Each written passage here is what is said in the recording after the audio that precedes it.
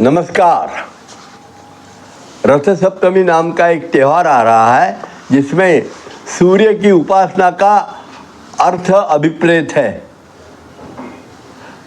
भारतीय संस्कृति में सूर्योपासना और बलवर्धन ये दोनों एक साथ चलते हैं और रथ सप्तमी के मुहूर्त पर यह जो दोनों एक साथ चलने वाली प्रक्रिया है जिसको सूर्य नमस्कार कहते हैं, यह सूर्य नमस्कार की उपासना एक प्रतीकात्मक तौर पे हर वर्ष हर भारतीय बहुत उत्साह में श्रद्धापूर्वक करता है। 144 सूर्य नमस्कार अर्पण करते हैं। सूर्य नमस्कार यह बहुत सात्विक और बहुत बलदायी ऐसी व्यायाम प्रक्रिया है। इसमें मंत्रों के साथ किया जाता है। पहले सूर्य का स्मरण किया जाता है। ध्येय सदा सवितृमंडल मध्यवर्ती, इस श्लोक के आधार पे यह पूरा श्लोक है, आप पढ़ लेना उसको सब जन। पर उसके बाद में सूर्य के 12 नाम हैं, वह नाम बहुत महत्वपूर्ण हो जाते हैं। जैसा पहला ही नाम देखे, ओम ह्राम मित्राय नमः। ओम यह मंगलवाचक शब्द है हर नाम मंत्र में। राम यह बीज मंत्र है, बहुत महत्वपूर्ण उच्चारण है ये। इसमें जो उच्चारण है इसमें ह र और एक स्वर, जैसे राम में आ स्वर है, तो इनका एक सुंदर सा मिश्रण किया है जिससे शरीर के अंदर में जो अपनी मज्जा संस्था है उस पर परिणाम होना चाहिए पूरा का पूरा, और अंतस्थ इंद्रियों पर परिणाम होना चाहिए, ऐसी व्यवस्था है। ओम ह्राम मित्राय नमः, ओम ह्रीम बाद में, और फिर ऐसे 6 आते हैं, राम रीम रूम रहीम रौम रहा, यह आ जाते हैं और इसका उच्चारण करते हैं और इसके साथ एक एक नाम आता है। और फिर 12 शारीरिक स्थितियां हैं इसमें। जैसा एक मंत्र हो गया, हाथ नमस्कार में जोड़े हैं सीने के पास में, पाँव मिला के रखे हैं, खड़े हैं सीधे, और फिर चालू कर रहे हैं हम ओम राम मित्राय नमः वाला पहला मंत्र।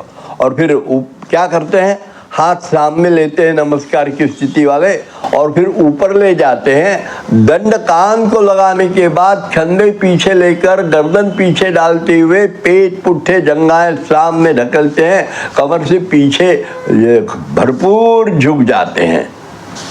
ये ऊर्ध्व नमस्कार है।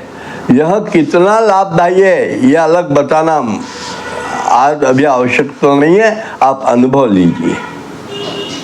फिर दूसरे स्थिति में नीचे जाते हैं, हस्तपादासन बोलते हैं उसको। यह नीचे जाने की प्रक्रिया भी बहुत अलग है।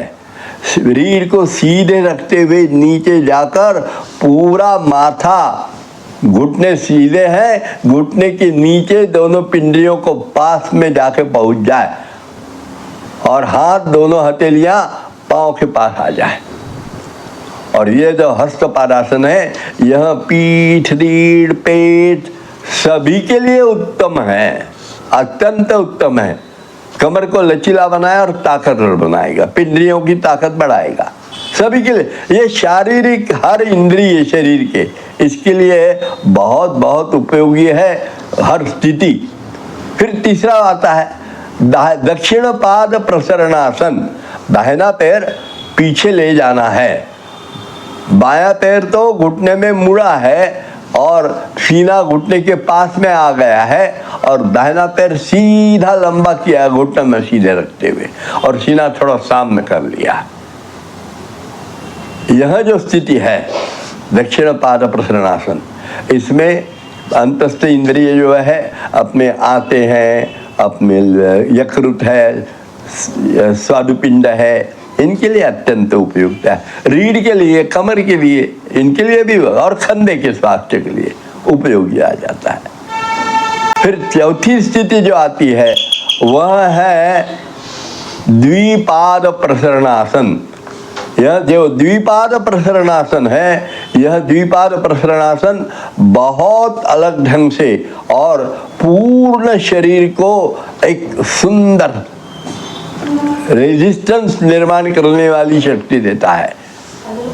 रीढ़, पीठ, कमर, सारे सीना, बगलें, गर्दन, रीढ़, सारे के लिए अत्यंत उपयोगी है। ऐसा यह जो स्थिति है चौथी। इसके बाद में स्वामी जी ने सूर्य नमस्कार में एक और नई स्थिति जोड़ी है जिसको कहते हैं भुजान्वासन। तो देखिए भुजान्वासन में कैसे क्या, बैठ के घुटनों पर और सामने में एड़ियों पर पुट्ठे टिका दिए और माथा सामने टेक दिया, हाथ बिल्कुल सीधे है। भुजान्वासन में आराम करते हैं थोड़ा सा, और यहाँ जब करते हैं तो लंग्स का और मुख्यतः मन का स्वास्थ्य सुधरना चालू हो जाता है भुजान्वासन में। और फिर शाम में फिर आते हैं उस भुजंगासन। ये आप में स्थिति आती है साष्टांग प्रणिपातासन की। भुजंगासन नहीं है, साष्टांग प्रणिपातासन है। साष्टांग प्रणिपातासन में घुटनों से जरा ऊपर उठते हुए सीना जमीन को लगा दिया है, माथा जमीन को लगा दिया है, पीठ की तरफ इतना खींचा है कि कपाल, दोनों हाथ, सीना, दोनों घुटने और दोनों पाँव के अंगूठे, इतने 8 चीजें शरीर को लगी, जमीन को लगी रहेगी, बाकी शरीर अंदर में खींचा रहेगा। ये पूर्ण स्थिति वैसे साष्टांग प्रणिपातासन है सूर्य नमस्कार में। और फिर यहाँ थोड़ा रुकते हैं और फिर बहुत शरीर आगे खींचते हुए और कमर से झुकते हुए आकाश देखने के लिए गर्दन ऊपर ले जाते हैं, दोनों कंधे पीछे ले जाते हैं, पांव इकट्ठे रखते हैं, और ये हो जाता है फिर भुजंगासन। इसमें भी क्या क्या लाभ होता है ये देख लीजिए, सारे शरीर के लिए है। अभी एक बार ही बता दिया, ये हर स्थिति में संपूर्ण शरीर, विशेषता कुछ अवयव, इनके लिए फायदा होता है। फिर आ गए अंदर में चले गए, कमर ऊपर उठाई खूब, एड़ियां जमीन को टिका दी, गर्दन अंदर ले गए, ठुड्डी कंठ को लगाई, तो ये हो गया भूधरासन। और यह भूधरासन भी अत्यंत उपयोगी पेट के लिए, घुटनों के लिए, कमर के लिए, थायराइड के लिए बहुत उपयोगी आसन है, कंधों के लिए।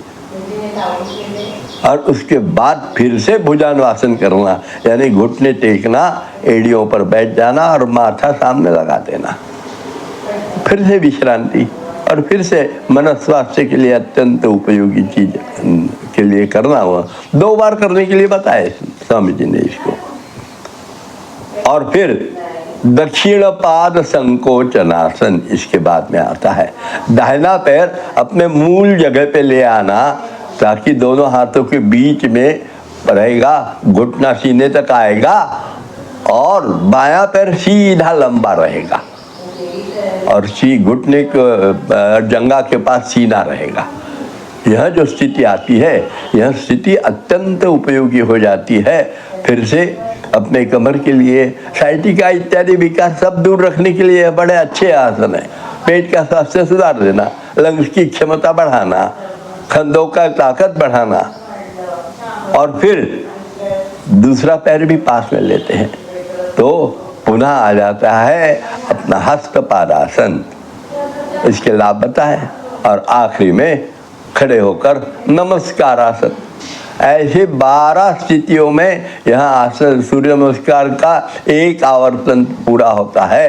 फिर दूसरा मंत्र कहते हैं ओम ह्रीम रवे नमः, चालू हो जाता है एक के बाद एक, और ऐसे 144 सूर्य नमस्कार लगाए जाते हैं।